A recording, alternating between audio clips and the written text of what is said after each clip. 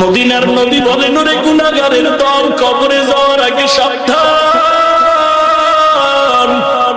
আল্লাহ বলেন, ওয়ালা তামুতুন্না ইল্লা ওয়া আনতুম মুসলিমুন।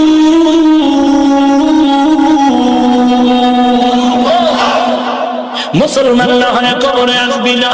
ওই হাসরের ময়দান বড় কঠিন। সূর্য যেই 9,30,00,000 মাইল দূর, ওই সূর্য মাথার উপরে নেমে আসবে। এখন একটা মুখ জমিনে দেওয়া, ওই দিন 12টা মুখ জমিনের দিকে দিয়ে আল্লাহ বলবে, এর সূর্য তোর সব তাপমাত্রা ছেড়ে দাও। সূর্যের তাপে জমিনটা তামা হয়ে যাবে। গুনাহগারের মাথার মগজগুলো ভাতের মারের মতো টকবক করে ফুটবে। বেঈমান নাফরমানের চিৎকারের আওয়াজ, আল্লাহ তাআলা রাগান্বিত মেজাজ নিয়ে কুদরতের আওয়াজ দিবেন, আমতাজুল ইয়াউমা আইয়ুহাল মুজরিমুন। ও গুনাহগারের দল, নেককারদের থেকে আলাদা হয়ে যাও।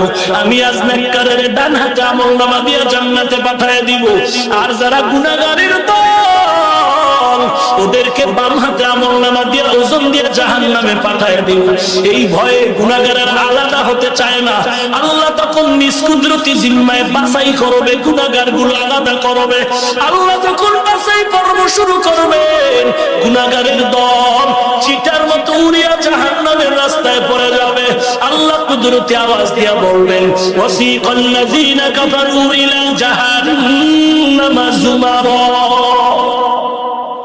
হাত্তা ইযা জাউহা ফুতিহাত আবওয়াবুহা وقال لهم خزنتها ألم يأتكم رسل منكم يتلون عليكم آيات ربكم وينذرونكم لقاء يومكم هذا قالوا بلى ولكن حقت كلمة العذاب على الكافرين।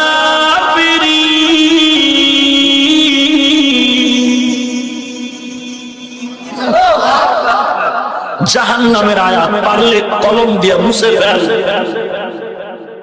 আল্লাহ তাআলা বলবেন, বাম হাতে যারা আমলনামা নিবি, গুনাহগার সিরিয়াল